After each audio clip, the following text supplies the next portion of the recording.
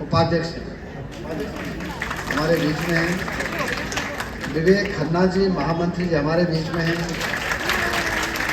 और दिवाकर भट्ट जी प्रदेश सचिव, ये सचमुच के दिवाकर भट्ट जी हैं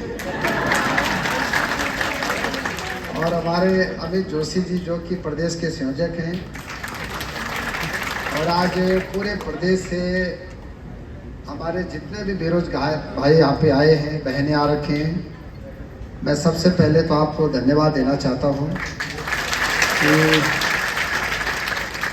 आजकल बारिशें भी बहुत हैं, लेकिन उसके बाद भी आप हजारों लोग यहाँ पे आ रखे हैं।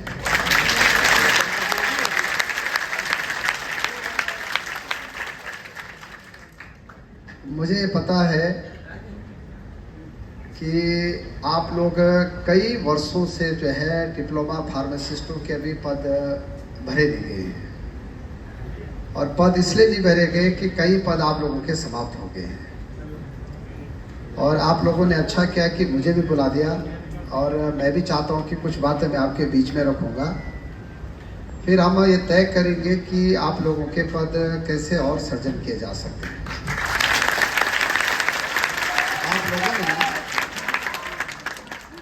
आप लोगों ने मुझे पहले 2 डिमांड की थी। पहली डिमांड आपकी थी कि मंत्री जी हमारे जो है नियुक्तियां वर्षवार करनी चाहिए, तो मैंने वो डिमांड आपकी पूरी कर दी थी।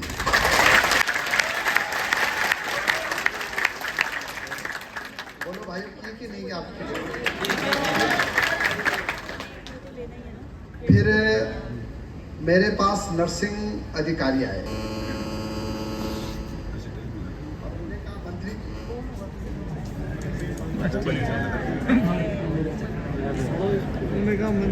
नारे लगाते थोड़ा उसके लाइव चले गए क्या? नर्सिंग अधिकारी ने कहा कि मंत्री जी जैसे आपने फार्मासिस्टों का भला किया वैसे हमारे भी कर दो।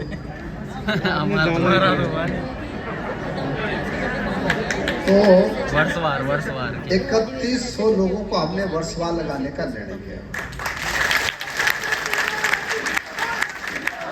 अभी क्योंकि आप लोगों ने मुझसे 4 डिमांड कर रखी, मैं उनके बारे में जरूर बताऊंगा यहाँ पे, लेकिन मैं उससे पहले स्वास्थ्य विभाग के बारे में कुछ बातें बताना चाहता हूँ आप लोगों को कि देखिए हमारे राज्य में अब 3100 डॉक्टरों के पद सृजन हो गए हैं। अब हमारे राज्य में पिथौरागढ़ मेडिकल कॉलेज भी बनना है, अल्मोड़ा कॉलेज शुरू हो गया है, हल्द्वानी कॉलेज शुरू हो गया है, श्रीनगर शुरू हो गया है, हरिद्वार शुरू हो गया, श्रीनगर और देहरादून शुरू हो गया है। अभी एक पिथौरागढ़ का मेडिकल कॉलेज अगले साल शुरू होगा और एक उधम सिंह नगर रुद्रपुर का कॉलेज शुरू होगा। 2 नए मेडिकल कॉलेज हमारे प्रदेश में बन रहे हैं और लगभग 25 नए उप जिला चिकित्सालय बन रहे हैं।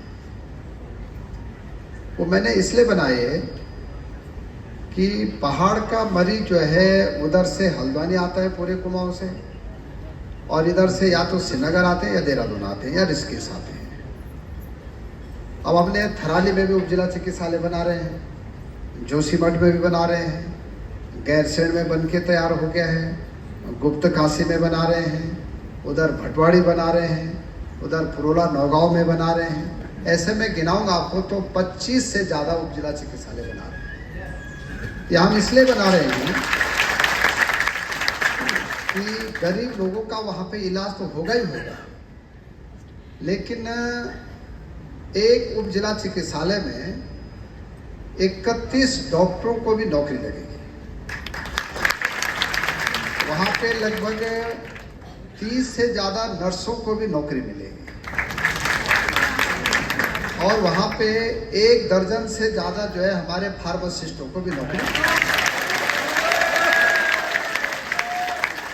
तो आपको ये बताते हुए मुझे बड़ी खुशी हो रही है कि अब उप जिला चिकित्सालयों में लगभग 200 पद जो है फार्मासिस्टों के क्या होंगे, सर्जित होंगे। तो एक बड़ा काम तुम्हारे लिए भी हो जाएगा। दूसरी आपकी डिमांड थी उस समय जब आप मेरे घर आए थे, आपने कहा मंत्री जी हमारे राज्य में लगभग 20,000 जो है फुटकर विक्रेता हैं काय के दवाई के, और वहाँ पे आप एक नियमित फार्मासिस्ट को रखिए।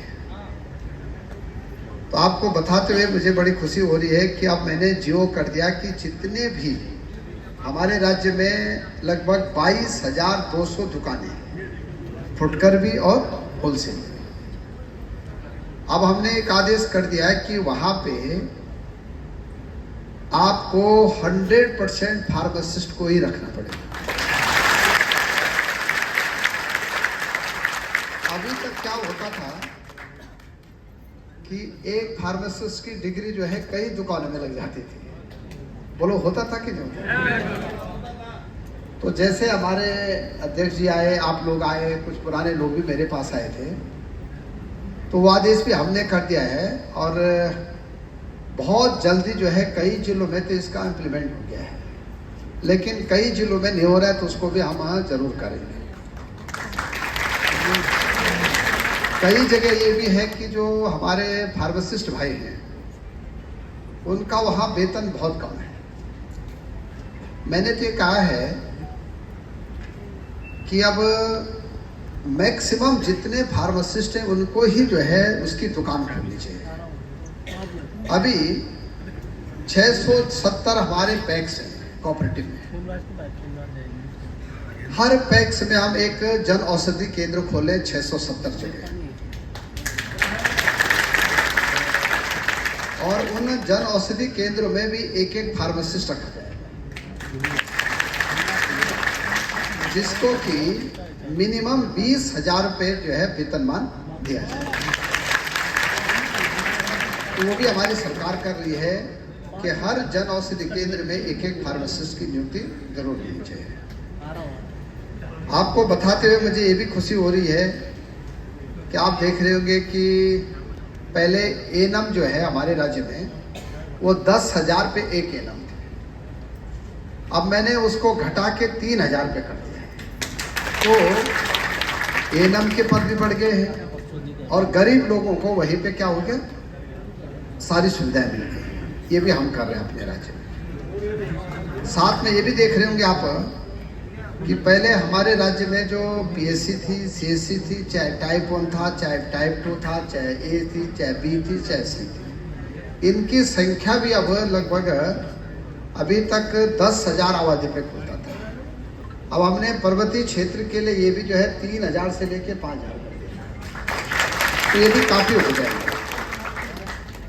तो मुझे आशा विश्वास है कि राज्य में जो स्वास्थ्य सेवाएं हमारी ये काफ़ी सुदृढ़ भी हो जाएंगी और लोगों की अप्रोच के बराबर भी हो जाएंगे।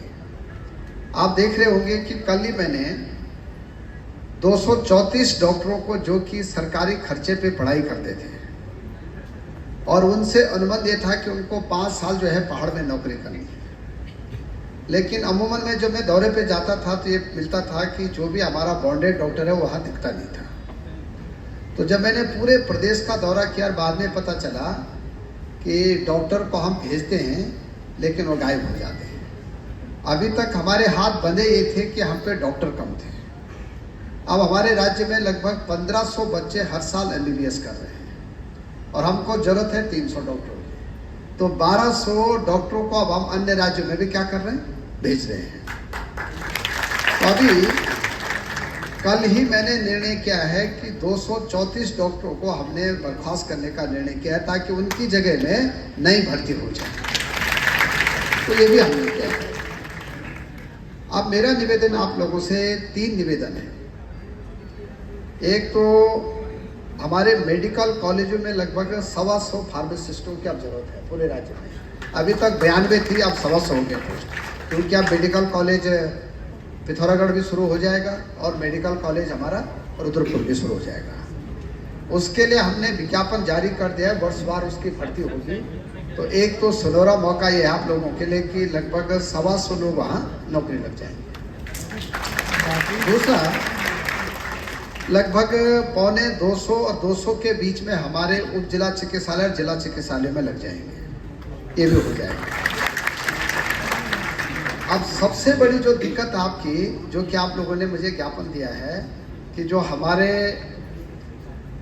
539 उपकेंद्र हैं, जहाँ की पहले एक एक फार्मासिस्ट रहते थे और IPHS मानक में उनके पद क्या कर दिए गए, समाप्त किए गए। ये एक बड़ी दिक्कत है तो आपके लिए भी और मेरे लिए भी।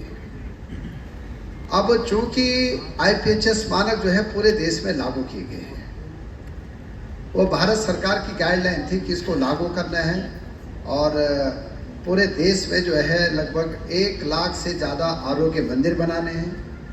वहाँ पे जो है भारत सरकार के मानकों के अनुसार एक CHO रहेगा, एक वहाँ पे ANM रहेगी और एक वहाँ पे जो है क्या रहेंगे, फार्मासिस्ट नहीं, फार्मासिस्ट होती बातें क्या थी,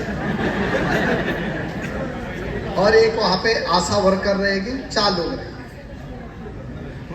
अब जो IPHS मानक है, इसको मानना न मानना प्रदेश सरकारों पे केंद्र ने छोड़ा था, लेकिन तत्कालीन 2016 में और 2014 में हमारी सरकार ने उसको एज इट इज क्या कर दिया, पास कर दिया। अब मैंने भारत सरकार से कहा है कि भाई पर्वतीय राज्यों में हमको फार्मासिस्टों की जरूरत है और ये नीतिगत निर्णय होना है इसमें। तो अभी मैं इसी महीने एक IPHS बैठक करूंगा जिसमें कि आप लोगों के भी अध्यक्ष और महामंत्री को बुला रहा हूं